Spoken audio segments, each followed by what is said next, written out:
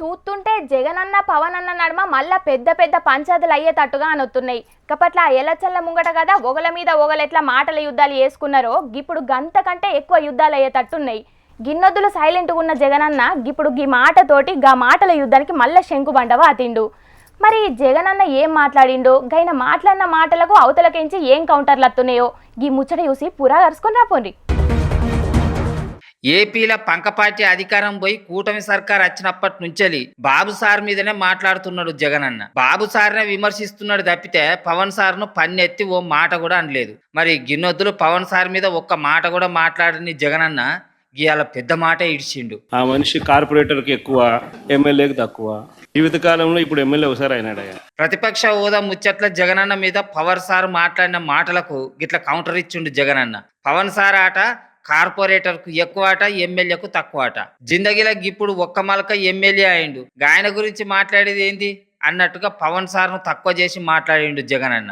అగొగా ముచ్చట్లకు గిట్ల కౌంటర్ ఇచ్చిండు మంత్రి లోకేష్ అన్న. గౌరవ ఉప ముఖ్యమంత్రి గారిని కించపరిచే విధంగా ఆయన మాట్లాడారు. మొన్న ఎన్నికల్లో ఆయనకు వచ్చిన మెజారిటీ ఎంత, గౌరవ ఉప ముఖ్యమంత్రి గారికి వచ్చిన మెజారిటీ ఎంత?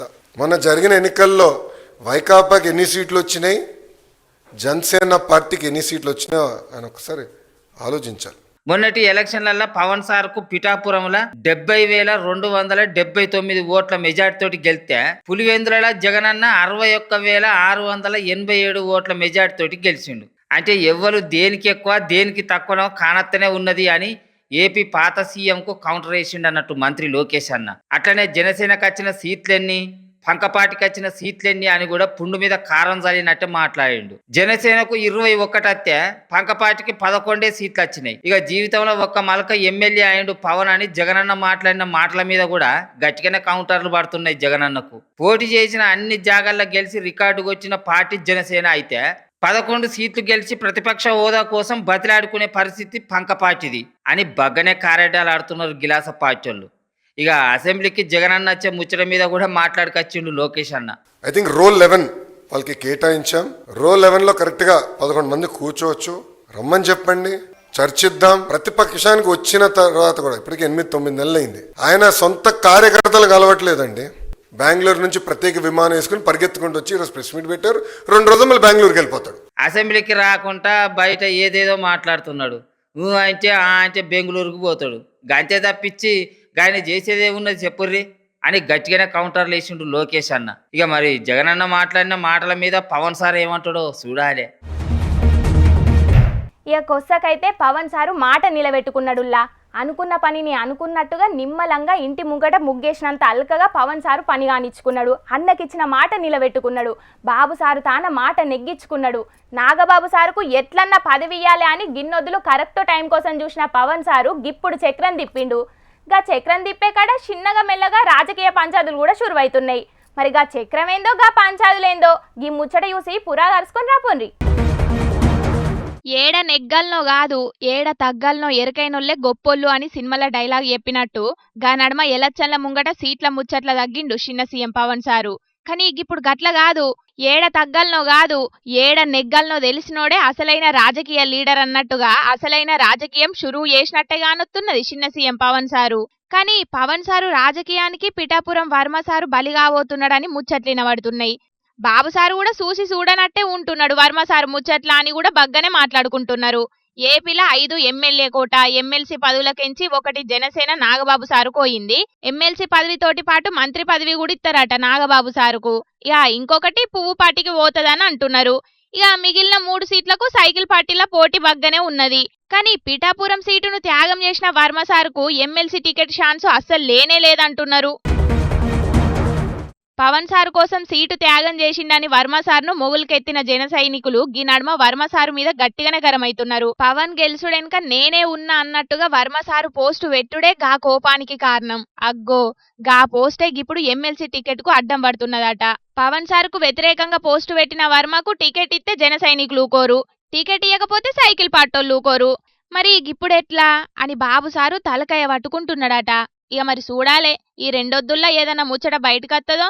కానీ పవన్ సారు కోసం సీటు త్యాగం చేసిన వర్మ సారుకు కొස්සకు పవన్ సార్ ఎఫెక్ట్ తోటే ఛాన్స్ మిస్ అయ్యేటట్టుండుడైతే చిత్రమే అని అనవట్టిండ్రు గీ ముచ్చటెరకైన ఏపీ పబ్లిక్. హా పబ్లిక్ ఇప్పుడు మా తాత చేయాలైంది కదా మరి పెద్ద మనిషి ఏడ పొంకనాలు కొడుతున్నాడో ఓ పరి విలుద్దాం పాండ్రి. ఓ పెద్ద మనిషి ఏడున్నావయ్యా? రావాలి బాబు రావాలి, అగ్వ ధరకే భూములు రావాలి బాబు రావాలి. మేము అన్న రేటే కాదు, కూర్చొని మాట్లాడితే ఓ రూపాయి అటో ఇటో చూసుకొని మాట్లాడదాం. రావాలి బాబు రావాలి. అగ్వకే భూములు. అనుకున్నా కన్న కొడుకులకు సెరో ఎకరం ఇచ్చి నువ్వు 20 గుంటల పొలం ఉంచుకున్న నాడే అనుకున్నా ఎప్పటికైనా దాన్ని నువ్వు మంది పాలు ఎత్తవని. ఎవరొచ్చి కొంటారో కొనవాను, నేను చూస్తా. రావాలి బాబు. అరే వచ్చినా ఇగరా అంత మంచినారా? మీ నాయనకితే ఏం చేస్తారా? కిరాణా షాప్ నడుస్తుంది. అబ్బా కొడుక, అట్లయితే మీ దగ్గర పైసలు బాగానే ఉంటాయి కాదురా? ఇక ఓ కాడ భూమి ఉన్నది, మీరు దీన్ని అగ్వకో కొనుక్కున్నారు అనుకో, అటెనక గజాల లెక్కమ్మడి అమ్ముకుంటే కోట్ల రూపాయలు కమాయితావత్రా, మస్తు లాభం ఉంటుంది. కొనమని చెప్పరా మీ నాయనకు? ఓ నీ నోట్లే మన్ను కొట్ట ముసలోడా, నేను బతుకున్నన్ని దినాలు గుంట భూమిని కూడా అమ్మ అన్నోనివి, ఇప్పుడు గిట్ల తయారైనవేంది? అయినా ఇప్పుడు నీకు పొలం అమ్మాల్సిన అవసరం ఏమొచ్చింది చెప్పు? అగ్వకే వస్తుందిరా, మంచి ధర తక్కువ భూమి. అటు ఇంకా భూమి అమ్ముకుంది కానీ మీ మనవరాలు వెళ్తాను అటు చూసుకో. అంతేనా? గంగ గయ్యాలైతే ఈశ్వరుడు ఎట్లా దొరుకుతాడు అన్నట్టు, అరే నేను ఏ దండ ముంగటేసుకున్నా నా ఎంబడి కొరి దయ్యం కదా పడ్డట్టు పడతా అంటే నీకెందుకే ఏం కావాలి చెప్పు? చెప్పు ఇక ఇప్పుడు ఏం కావాలి నీకు? మూతి మీద కుదిరితే ముంగడి పండ్లన్నీ రావాలి ముసలోడా, నువ్వు ఎత్తున పనింది చెప్పు. చెప్పేదే ఉన్నది, తెలంగాణ రాష్ట్రంలో ఎక్కడెక్కడ సర్కారు భూములు ఉన్నాయో అన్ని బయటికి తీసినా వాటిని బేరం పెడతాను. నీకేమన్నా కావాలన్నా చెప్పు. దొంగ ముంజలు కట్టిన రూపాయలు ఏమైనా ఉండేది ఉంటే నాకు ఓ ఎకరం నీకు కొనిపించిస్తా. ఓర్ని, నువ్వు అమ్ముతున్నది సర్కారు భూమానే, నేను ఇంకా నీ భూమేమో అనుకున్నా. అయినా సర్కారు భూములు అమ్మేటందుకు నువ్వేవనివి, నీకెక్కడిగా హక్కు? సర్కారు భూములు అమ్మేటందుకు నాకు హక్కు లేదు కావచ్చు, కానీ మా చేయిపాటి సర్కారుకి అయితే ఉన్నది కదా. అందుకోసరానికే ఆ గచ్చిబౌలి చుట్టూన్న ఒక 400 ఎకరాలు అమ్మకానికి పెట్టింది మా సర్కారు. ఎవరికన్నా కావాలని అనేది ఉంటే నేను పోయి మా రేవంతాల సార్ తోటి మాట్లాడి ఎకరం కావాలంటే ఎకరం, 2 ఎకరాలు కావాలంటే 2 ఎకరాలు ఇప్పిస్తా. అయ్యో ఆ కొన్నోళ్ళు 2 రూపాయలు, సర్కారు 2 రూపాయలు ఇచ్చేది ఉంటే నడివితే నాకు 4 రూపాయలు మిగులుతాయి కదా పూట గడిచేందుకు. అదే ఆశతోటి ఇట్లా తిరుగుతాను అంతే. అవును నిజమే, ఆ 400 ఎకరాల భూమిని కొనేటందుకు ఆన్లైన్లో దరఖాస్తు చేసుకునేటందుకు ఈ నెల 15 తారీఖు వరకు గడువు కూడా ఇచ్చిందే సర్కారు. మరి ఇక అంటావు ఎవరికి ఎన్ని ఎకరాలు అవసరం ఉన్నదో దరఖాస్తు చేసుకుంటే సర్కారు చెప్పిన రేట్ ఎంబడి ఆ పైసలు వారైతే వాళ్ళ భూమి వాళ్ళకి దక్కుతుంది. అయ్యో హైదరాబాద్ చుట్టుపక్కల 1 ఎకరం భూమి దొరకాలంటే వచ్చి ముచ్చట నానే. అందుకోసమే మన ఊళ్ళో ఎవరైనా పైసలు బాగున్నోళ్ళు ఆ భూములు కొనుక్కుంటారేమోనని వాళ్ళ కట్ల పోయి జనాల పోయి తిరుగుతాడా. ఎవరైనా కట్టిన ఒక్కరు దొరికినా కూడా 10,000 20,000 మిగులుతాయి కదా కమిషన్. అయినా మీ షేపాటి సర్కారు వాళ్ళదైనా ఏం పద్ధతి అన్నట్టే, అప్పట్లో కారుపాటి సర్కారు గిట్లనే సర్కారు భూములను అర్రాసు వాడుతుంటే మీ షేపాటోళ్ళు అడ్డం పడ్డారు కాదే, వద్దంటే వద్దని నీళ్ళగిల్లు కదా. మరి మీ షేపాటోళ్ళు ఎట్లా సర్కారు భూములను అమ్మాలని చూస్తున్నారు చెప్పు? ఎందుకు చెప్పు అని అంటే, ఏ సర్కారు భూములు అమ్మాలన్నా కొనాలన్నా అది మా సర్కారే చేయాలి. వాళ్ళెవరో చేస్తా అంటే మేము ఎట్లా ఊరుకుంటామే? అసలు ఇంకో ముచ్చట చెప్తా ఇను. మా లెక్క కారు పార్టీ ఉచిత పథకాలు ఇచ్చింది ఆనే. మీ ఆడోళ్లకు 2 రంగురంగుల చీరలు ఇస్తామని అంటివి. అట్లనే మీకు బస్సులలో ఉచిత పిరి ప్రయాణం, ప్రతి ఇంటికి 200 యూనిట్ల ఉచిత కరెంటు, రైతు భరోసా, 2 లక్షల రుణమాఫీ, వీటన్నిటికీ పైసలు ఏ నుంచి వస్తాయి అనుకుంటాను. అందుకే సర్కారు భూములకు పుతం పెడతాను మేము. మిమ్మల్ని ఎవడు ఇవ్వన్నాడయ్యా ఈ పథకాలైనా? ఇచ్చే శాతగానోళ్ళు ఎందుకు హామీలు ఇవ్వాలి? ఎందుకు ఈ సర్కారు భూములు అమ్మాలి? మేము ఇవన్నీ ఉచిత పథకాలు ఇస్తామన్నాం కాబట్టే జనాలు మమ్మల్ని నమ్మి ఓట్లేసి గెలిపించిర్రే ఈయన తక్కువదానా. వాటికి పైసలు సరిపోతలేవు కాబట్టి సర్కారు భూములను అమ్ముతాను. అర్థమైందా? ఇక నీ వార్తలను చదువుకో. అయినా మొన్ననే కాదే మందు మీద బీర్ల మీద అడ్డగోలు రేట్లు పెంచాలని తాకుంటా బాధపడ్డావు. రుణమాఫీ చక్కగా కాలేదని ఏడ్చినావు. మీ మన్మనికి రేషన్ కార్డు ఇంకా రాలేదని గులిగినావు. గట్టనే గ్యాస్ సబ్సిడీ మీద 500 వల్లేదని ఆగమాగమైనావు. నీ ముసల్లానికి బతుకమ్మకు చీర రాలేదని గరమైనావు. అన్ని పథకాలల్లో గిన్ని గొల్లాలున్నాయి. ఇంకా మీదికెళ్ళి పథకాలకు పైసలు కావద్దా, గందుకే అమ్ముతున్నావు అని చెప్తున్నావా? ఏంది చక్క ఇచ్చిందని మీరు? ఓ మంది కొంపలు ముంచేదానా? ఆ కారు పాచోళ్ళు చేసిన అప్పులకు మిత్తిల మీద మిత్తిలు కట్టేది. అందుకే మా దగ్గర ఏ పైసలు సరిపోతలేవు ఎరికేనా. అందుకే సర్కారు భూములకు పుతం పెట్టి మేము అన్న 6 గ్యారంటీలను గ్యారంటీగా తీరుతాం. ఇక ఇంకో ముచ్చట, నువ్వు లగ్గం చేసుకుంటే కూడా నీ లగ్గానికి తులం బంగారం 1,00,000 రూపాయలు కూడా ఇచ్చేటందుకు ఎక్కడో కాడ భూమిని పుతం పెట్టేందుకు ఇక మా వాళ్ళు ఎంకలాడతారు. దాన్ని కూడా బేరం పెట్టి అవి కూడా తీరుతాం. నువ్వు చేసుకో పెళ్లిగా. అయినా నాదో డౌటే తాత, ఈ 400 ఎకరాలు అమ్మితే వచ్చిన 20,000 కోట్ల రూపాయలు కూడా మీరిచ్చే పథకాలకు సరిపోవనుకో, అప్పుడేం చేస్తారు మరి? అప్పటికి కూడా నువ్వు అన్నట్టు 20,000 కోట్ల రూపాయలు సరిపోలేదు అనుకో. రంగనాథ్ సారు హైదరాబాద్ పేరుతోటి ఇండ్లు కూలగొచ్చిన జాగాలు ఉన్నాయి కదా, వాటిని పిలెట్లు చేసి మళ్ళీ అమ్ముతాం. 6 రూపాయలు కూడా సరిపోలేదు అనుకో, హైదరాబాద్ పట్టణాన్ని తీసుకుపోయి వేరే రాష్ట్ర పొలతోటి మాట్లాడి బేరం చేసి ఎంతకో కొంతకు అమ్మేస్తాం. 6 రూపాయలు కూడా సరిపోలేదు అనుకో, మన తెలంగాణ రాష్ట్రాన్నే వేరే దేశ పొలకు బేరం చేసి లేపేస్తాం. ఇవన్నీ నీకు అవసరమా? నీ వార్తలు నువ్వు చదువుకో. అంతే అంతే, నువ్వు అన్నట్టు పోయిన సర్కారు కొన్ని సర్కారు భూములను అమ్మింది, ఇప్పుడు మీ సర్కారు కూడా కొన్ని సర్కారు భూములకు పోతం పెడుతుంది. ఇక మళ్ళీ వచ్చే సర్కార్లు గిట్లనే సర్కారు భూములను అమ్మి ఆఖరికి తెలంగాణ రాష్ట్రాన్ని బేరం పెట్టినా పెడతారు కావచ్చు. ఏం చేస్తాం? అర్థం అయింది కదా, ఇక నీ వార్తలు నువ్వు చదువుకో. నువ్వు ఈ నుంచి వీకు నేను నా బేరం నేను చేసుకోవాలి. రావాలే బాబు రావాలి, పిల్ల రారా. అరే, హైదరాబాద్ చుట్టుపక్కల సర్కారు సరసమైన ధరలకే భూములు అమ్ముతాంది. నీకు ఏమన్నా 1 ఎకరం 2 ఎకరాలు పిల్లెట్లు కావాలంటే కొనుక్కోరాదు. నా దగ్గర ఏమన్నా తాత? అంతే అంతే, నీ దగ్గర ఏముంటుందిరా? సంపాదించినాయని ఈ సంపాదనకే పెట్టుకుంటాను. కుంజడు తిన్నాక ఏం మిగులుతారా మీ? చూసిందా అనుల్లా, పట్నంలో ఉన్న గచ్చిబౌలి కాడ 400 ఎకరాల భూమిని అమ్మబోతున్నారట షేపాటి సర్కారోళ్ళు. అప్పట్లో ఆ కారుపాటోళ్ళు భూములు అమ్ముతే గిదే షేపాటోళ్ళు రచ్చ రచ్చ చేసిండ్రు. ఇప్పుడేమో పథకాలకు పైసలు జాలతలేవని వీళ్ళు కూడా భూములను అమ్ముతున్నారు. 15 నెలల పాలనకే 400 ఎకరాలు బేరం పెడుతున్నారంటే ఇక మరి ముంగట కూడా దానికి పైసలు లేవు దీనికి పైసలు లేవని ఇంకెన్ని బేరం పెడతారో చూడాలే. ఇక అత్తలంటే ఓర్వని కోడళ్లను చాలా మందిని చూసినాం, కానీ గీడున్న కోడలైతే పుట్టినరోజు పేరు మీద అత్తకి ఎన్ని గిఫ్టులు ఇచ్చిందో చూడుండ్రో పారి.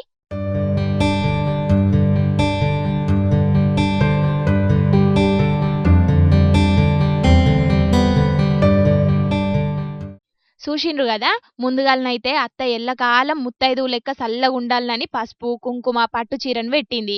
ఇక అటెనకాల 100 గ్రాముల బంగారం బిస్కెట్, అత్తమేడ అందంగా కనబడాలని 28 లక్షల విలువైన డైమండ్ నక్లేసు, ఇక ఆఖర్ల 50 లక్షల రూపాయలను గుట్ట లెక్క వేర్చి ప్యాకింగ్ చేసుకొచ్చి అత్త కండ్ల ముంగట పెట్టింది గిట్లా. ఇక గుట్టను తెరిచి చూస్తే అత్తనే పరిశాన్ అయిందట. మొత్తం 1 కోటి రూపాయల విలువైన గిఫ్టులిచ్చి అత్తను సర్ప్రైజ్ చేసింది కోనసీమ జిల్లా రాజోలు కాడున్న గీ కోడలి పిల్ల. 2 ఏళ్ల కింద గీళ్ళ కొడుకుని లగ్గం చేసుకున్నదట గీమె. ఇక అప్పటికెంచి గీమను సొంత బిడ్డ లెక్కనే మస్తు పాయిరంగా చూసుకుంటున్నారట అత్తగారోళ్ళు. ఇక ఆ కోడలు కూడా అత్త మీదున్న ప్రేమతోని ఆమె 50వ పుట్టినరోజు నాడు గ్రాండ్ గా చేపియాలని ఆలోచన చేసి పెండ్లి కార్యం చేపించినట్టే పూలతోని డెకరేషన్ చేపించి ముత్తైదువులతోని మంగళహారతులు అయ్యోర్లతోని మంత్రాలు చదివిపించి పుట్టినరోజు కార్యాన్ని గ్రాండ్ గా జరిపించింది గిట్లా. ఇక మొత్తానికి 1 కోటి రూపాయల విలువైన గిఫ్టులనిచ్చి అత్త పుట్టినరోజు కార్యాన్ని గింత గ్రాండ్ గా జరిపించే వరకు మస్తు పరిశానైనరు ఆడున్నోళ్ళందరూ. అత్తలేని కోడలుత్తమురాలు ఓయమ్మా అని ఎవలన్నారో గాని గీసొంటి కోడలు లేని అత్త అయితే నిజంగానే దురదృష్టవంతురాలు అని కామెంట్లు పెడుతున్నారు చాలా మంది. అబ్బా, గీసొంటి కోడలు మాకు కూడా ఉంటే మంచిగుండు అని గీ వార్త చూసినాక ఎంతమంది అత్తలు ఫీల్ అవుతున్నారో ఏమో పోన్రి.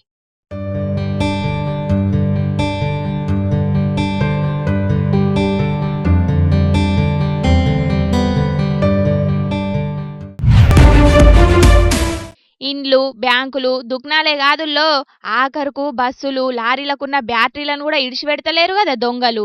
ఆగో చూసిండ్రు కదా, గిడ లారీల బ్యాటరీలన్నీ మాయం చేసిండ్రు. పెద్దపల్లి సుల్తానాబాద్ లో జరిగింది ఇది. అర్ధరాత్రి పూట లారీ అసోసియేషన్ కాడ పార్కింగ్ చేసిన ఈ లారీల బ్యాటరీలను మొత్తం మాయం చేసిండ్రట కొందరు దొంగలు. మొత్తం 11 లారీలకున్న ₹1,00,000 విలువైన 22 బ్యాటరీలను చోరీ చేసిండ్రట. రోడ్డు మీద పార్కింగ్ చేసిన లారీ బ్యాటరీలను ఎత్తుకుపోయిండ్రంటే ఏందో అనుకోవచ్చు గాని లారీ యార్డులో పెట్టిన లారీ బ్యాటరీలను కూడా చోరీ చేసిండ్రని మస్తు పరిశానైనరట ఆడున్నోళ్ళు. అంతకు మొదలు కూడా గిట్లనే డీజిల్ ఎత్తుకపోయినరట. ఇక ఇప్పుడేమో బ్యాటరీల మీద ఎగబడుతున్నారు దొంగలని గరమైతున్నారు ఆడున్నోళ్ళు. ఇక ముచ్చట మీద పోలీసుల్లో కంప్లైంట్ చేసే వరకు కేసు బుకింగ్ చేసి దొంగలను పట్టుకునే పనుల పడ్డారట. చూసిండ్రు కదా పబ్లిక్ దొంగలు ఎట్లా మోపైనరో. పార్కింగ్ చేసిన లారీలల్లో డీజిల్ బ్యాటరీలను చోరీ ఎత్తున్నారు. ఇక ముంగట టైర్లు లారీ స్టీరింగ్లను కూడా ఎత్తుకపోతారు కావచ్చు. ఏం దొంగలు మోపైనరా నాయన. ఫీజు కట్టలే, టికెట్ వేయలేదు హాల్ టికెట్. అట్లేం లేట్ అయింది. ఈరోజు ఫీజు కట్టి ఫీజు పే చేసి హాల్ టికెట్ తీసుకొని చెప్తాను లేట్. ఇయ్యల్లడి సంది తెలంగాణలో ఇంటర్ పరీక్షలు శురువైనయుల్లో 5 నిమిషాలు ఆలస్యంగా వచ్చినా కూడా పరీక్ష రాయొచ్చని చెప్పే వరకు పరీక్ష రాసే పిల్లగాన్లకు జర్రంతా టెన్షన్ తగ్గింది పోన్రి. చాలా జాగల్లో అందరు కూడా యాళ్ళకే పోయి పరీక్షలు రాసిండ్రు. కానీ పాపం గీ తమ్ముణ్ణి చూడుండ్రి 9 గంటలకు పరీక్ష అయితే 9:20 నిమిషాలకు ఎగ్జామ్ సెంటర్ కాడికి వచ్చిండట. ఏమైంది అని అడిగితే గీ ముచ్చట చెప్పిండు. ఫీజు కట్టలే ఎగ్జామ్ టికెట్ ఇవ్వలేరు హాల్ టికెట్. అట్లే లేట్ అయింది. ఈరోజు ఫీజు కట్టి ఫీజు పే చేసి హాల్ టికెట్ తీసుకొని చెప్తా లేట్ అయింది. ఇన్నరా కాలేజీలో ఫీజు కట్టలేదని హాల్ టికెట్ ఇయ్యలేదట. ఇక ఇలా అప్పో సప్పో తెచ్చి 8,000 ఫీజు కట్టి కాలేజీకి పోయి హాల్ టికెట్ తీసుకొని వచ్చే వరకు ఆలస్యమైందట. ఇక 9:20కి వచ్చే వరకు పరీక్ష రాయనికి పర్మిషన్ ఇయ్యలేదట. ఎంత బతిమలా అన్న పాయద లేకుండా అయిందట. వికారాబాద్ జిల్లా పరిగిలా జరిగింది ఇది. అయినా గా కాలేజోళ్ళదైనా ఏం పద్ధతుల్లా గింత అధ్వానమా? ఫీజు ఇయ్యాల కాకపోతే రేపు కడుతుండే కావచ్చు, హాల్ టికెట్ ఇయ్యకుండా గీ తీరుగా గోస పెడతారా? పాపం తమ్ముడు ఏడాది చదివిందంతా ఇప్పుడు ఉత్త కథనే అయ్యే కదా. పరీక్ష రాయకుంటేనే వాపసు పోయిండు. ఫీజుల పేరుతోని కొందరు పేదోళ్ళ రక్తం తాగుతున్నారు. ఏ మనుషులున్నారో ఏమో పోన్రి అని గరమైతున్నారు గీ తమ్ముని ముచ్చట తెలిసి. చూసిండ్రు కదా పరీక్షలు రాసే తమ్ముళ్ళు చెల్లెళ్ళు ఎట్లాగో 5 నిమిషాలు ఆలస్యమైన పంపిస్తారు కదా అని లాపర్వ చెయ్యకుండ్రి. ట్రాఫిక్ లో చిక్కుకోనో లేకపోతే ఇంకేదన్నా కారణంతోనో ఆలస్యం కావచ్చు. అందుకనే ఓ పావు గంట అర్ధగంట ముందుగానే సెంటర్ల కాడికి వచ్చేటట్టు చూసుకోండ్రి. గప్పుడు ఏ టెన్షన్ లేకుండా పరీక్షలు రాస్తారు. ఏమంటున్నాం? అందరికీ ఆల్ ద బెస్ట్.